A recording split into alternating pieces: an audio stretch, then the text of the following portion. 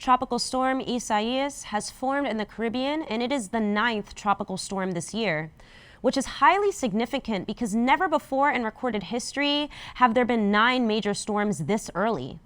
This year's hurricane season began 15 days before the official start of the season, and the 9th storm usually hits in September.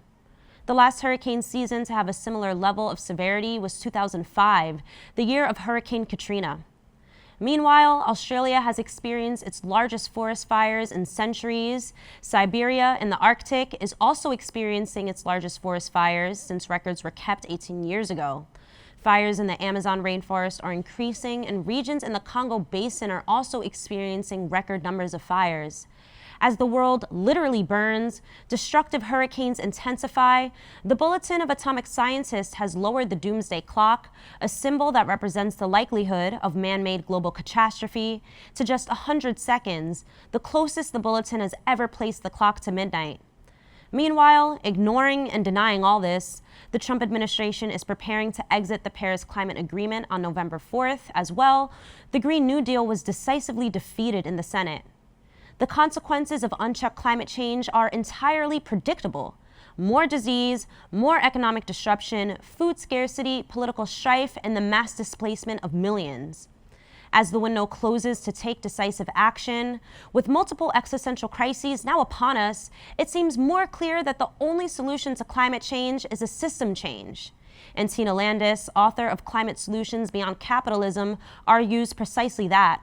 We're happy to speak with Tina, a longtime organizer in the environmental and social justice movements, who works in air quality regulation and climate protection. We're seeing the climate crisis unfolding before us right now. Every year is getting hotter. 2020 is on track to be the hottest year on record. The past decade, the 2010s, was by far the hottest decade on record. In 2018, the UN Climate Report gave us 12 years to avert climate catastrophe. And honestly, global leaders have not really taken any significant action. As of yesterday, CO2 levels in the atmosphere was 416 parts per million.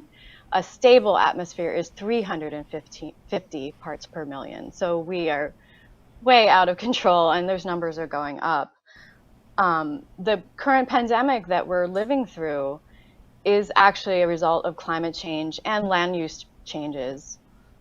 As ecosystems are disrupted, as we encroach more on those ecosystems with land use change by building, but with agriculture, things like that, we're more in contact with animals, and those animals are having diseases come up in their species because of climate change. So scientists warned decades ago that we will see more and more pandemics like this.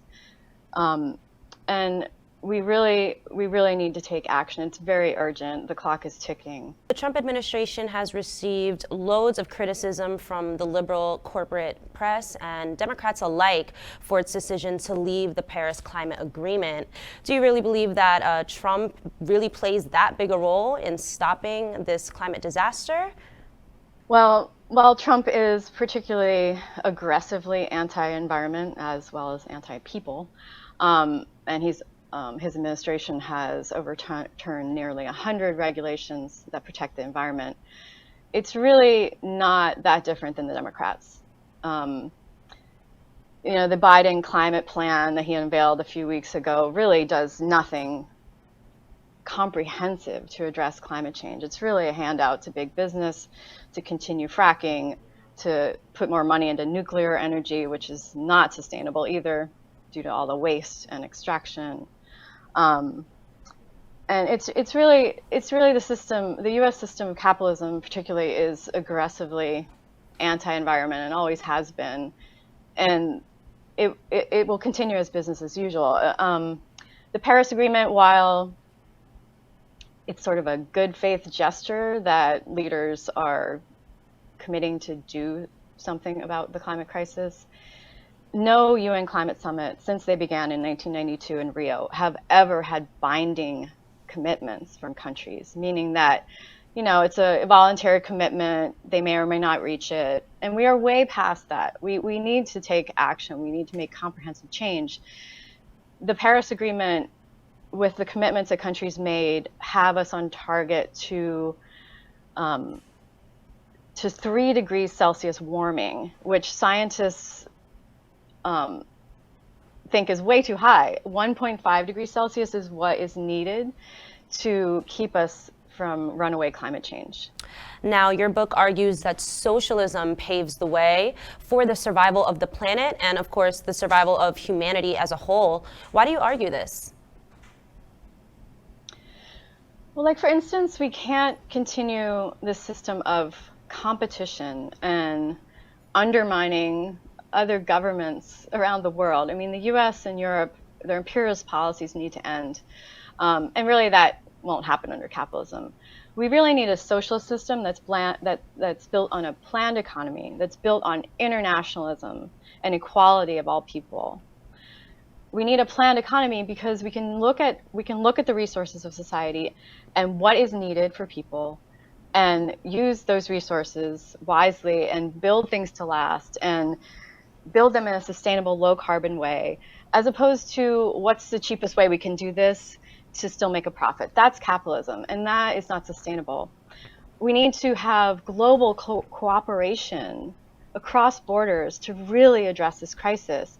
And you can see in the UN climate summits, like in the Copenhagen summit, the US actually threatened countries of the global south because they were asking for binding agreements, because the countries of the global south see that the responsibility lies with the wealthier nations who have exploited and plundered the global south for centuries. And the US threatened them and was going to withhold aid if they went forward with these binding agreements. But we need the opposite of that. We all need to work together globally. The richer countries need to do their fair share and pay reparations for all the plunder of the global south. They need to share technologies, and we need to work together to address this crisis instead of pointing the finger at other countries for that they're not doing enough. When in reality, it's the US and Europe have the biggest responsibility for this.